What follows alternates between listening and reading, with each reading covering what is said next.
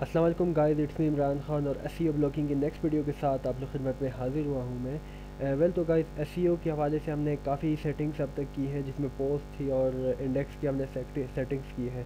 सो आप लोग मुझे फॉलो करें और इंशाल्लाह आप लोग की ब्लॉग, अगर यही सेटिंग्स आप लोग करेंगे जो मैं आप लोग को बता रहा हूँ, तो इंशाल्लाह आप लोग की जो ब्लॉग है वो बहुत जल्दी सर्च इंजन में इंडेक्स हो जाएगी और ट्रैफिक भी और यूज़र्स भी आपकी ब्लॉग में इंक्रीज़ हो जाएंगे।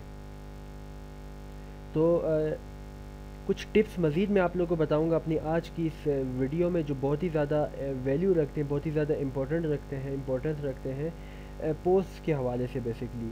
यानी कि जब आप कोई पोस्ट करते हैं तो आप अपने उस पोस्ट में ऐसी क्या सेटिंग्स करेंगे कि वो बहुत ही जल्द जो है वो इंडेक्स हो जाए और गूगल के रोबोट्स उन्हें बहुत जल्दी सर्च कर लें। ठीक है जी। तो ये हमारे पास एक पोस्ट थी जो हमने की थी अपनी सेकंड वीडियो में, technology growing day by day. इसे हम रीड मोर करके हम चेक कर लेते हैं।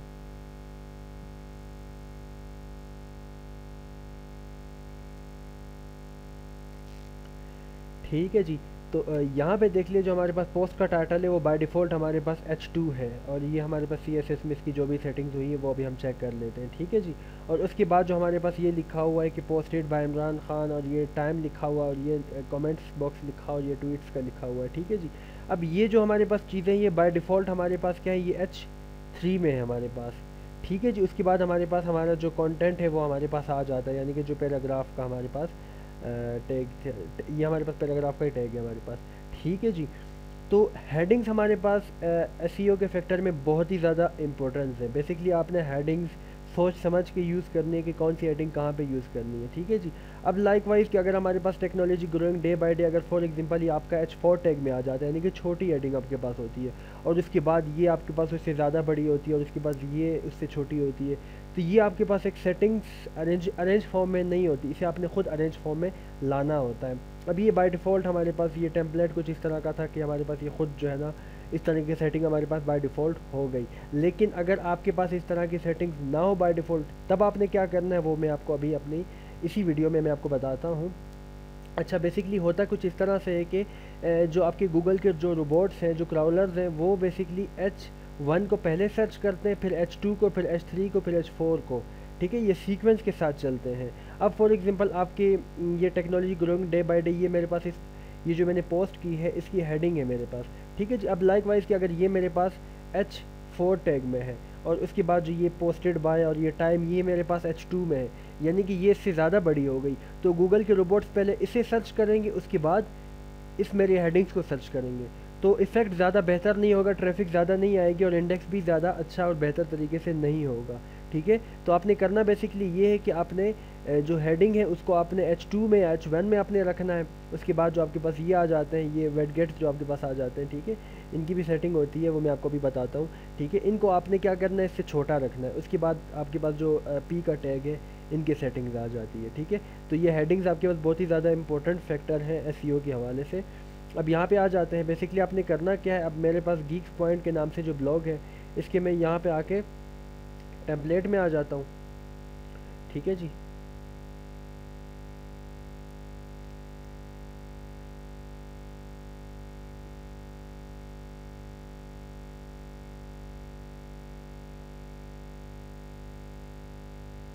टैबलेट्स में आने के बाद ये एडिट HTML आपको नज़र आ रहा है। कस्टमाइज़ में आप इसका डिज़ाइन चेंज कर सकते हैं, यानी कि अगर आपने इसका डिज़ाइन चेंज करना है तो आप कस्टमाइज़ करेंगे, अदरवाइज़ अगर आपने कोडिंग में कुछ चेंजेस करनी है तो आप एडिट HTML पे क्लिक करेंगे। ठीक है जी। यहाँ से jump to wait gets header, जहाँ पे आपने डायरेक्टली जंप करना है वहाँ पे क्लिक करके आप डायरेक्टली उस वेट गेट में जंप कर सकते हैं। ठीक है जी। अदरवाइज़ अब मैंने क्या करना है, मैंने सर्च करना है, तो मैं यहाँ पे क्लिक करके किसी भी जगह पे मैं क्लिक करूँगा और Ctrl+F प्रेस करूँगा। अब यहाँ पे बेसिकली डॉट पोस्ट के नाम से मैं सर्च करूँगा। अब मैंने क्योंकि पोस्ट की सेटिंग करनी है,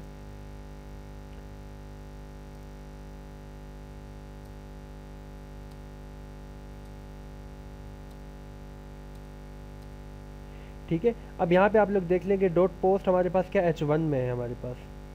ठीक है। डॉट पोस्ट उसके बाद हमारे पास H2 में है, क्योंकि मैंने मल्टीपल पोस्ट यहाँ पे की हुई हैं, तो इस वजह से मेरे पास ये शो हो रहा है। हम नीचे देखते हैं क्या, और इसमें क्या क्या है हमारे पास।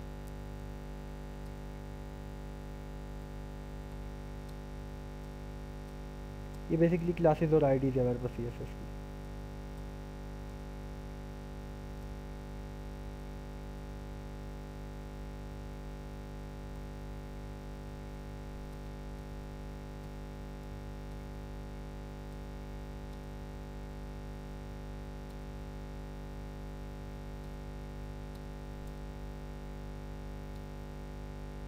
ठीक है जी।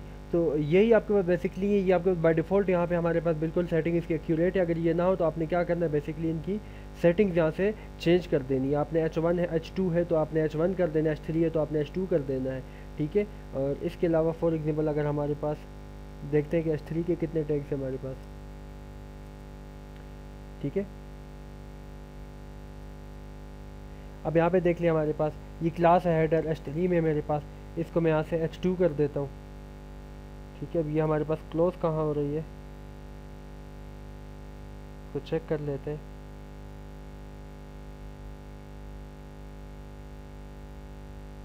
ओके, ये मेरे पास इसको मैं H2 कर देता हूँ, और यहाँ पे भी जो मेरे पास है H3 इसको भी मैं H2 कर देता हूँ, ठीक है जी। इसके अलावा यहाँ पे ये हमारे पास H3 है मेरे पास डेटा हेडर, इसको भी मैं H2 कर देता हूँ, और यहाँ से भी मैं H3 को H2 कर देता हूँ।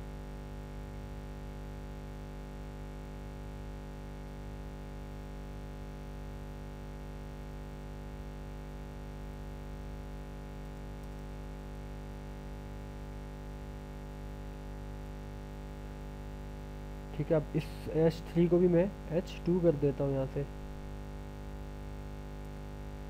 यहाँ से सेव टेम्पलेट कर देता हूँ।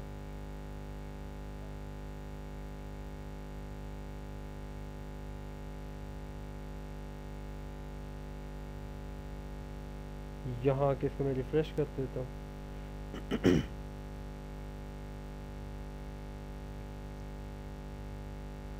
तो ठीक है, आपको चेंजेस इसमें फ़ील हो रही होगी, ये हमारे पास थोड़े से बड़े हो गए, ठीक है। और इसके अलावा हमारे पास गीक्स पॉइंट भी थोड़ा सा इंक्रीज़ हो गया है, ठीक है, यानी कि उसका साइज़ थोड़ा सा बढ़ गया है हमारे पास, ठीक है। तो ये बेसिकली हमारे पास एसईओ की कुछ सेटिंग्स थी, जिसमें हमारे पास जो सबसे ज़्यादा इंपॉर्टेंट फैक्टर है हमारे पास वो हमारी हेडिंग्स है, ठीक है। तो आप एसईओ की पावर को कभी अंडरस्टिमेट नहीं कर सकते, क्योंकि एसईओ हमारे पास बहुत ही इंपॉर्टेंट फैक्टर है वेब डेवलपमेंट की दुनिया में, ब्लॉग की दुनिया में, वेबसाइट्स की दुनिया में, ठीक है जी।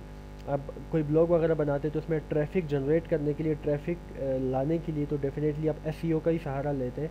तो ये हमारे पास कुछ टिप्स थी जिनको यूज़ करते हुए आप बहुत ही जल्दी अपनी वेबसाइट को आप इंडेक्स कर सकते हैं, अपने ब्लॉग को आप गूगल के सर्च इंजन में इंडेक्स कर सकते हैं।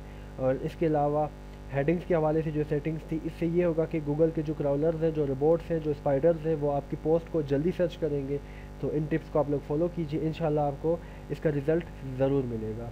सो होप सो कि यहाँ तक आप लोगों को बेहतर समझ में आया होगा। आने वाले वीडियोस में आते हैं और स्टेप बाय स्टेप हम आगे बढ़ते जाते हैं अपने एसईओ ब्लॉगिंग की कोर्स की जानिब। Thank you so much guys for your people being attention. Take care, good bye, अल्लाह हाफिज़ एंड फ़ी अमानुल्लाह।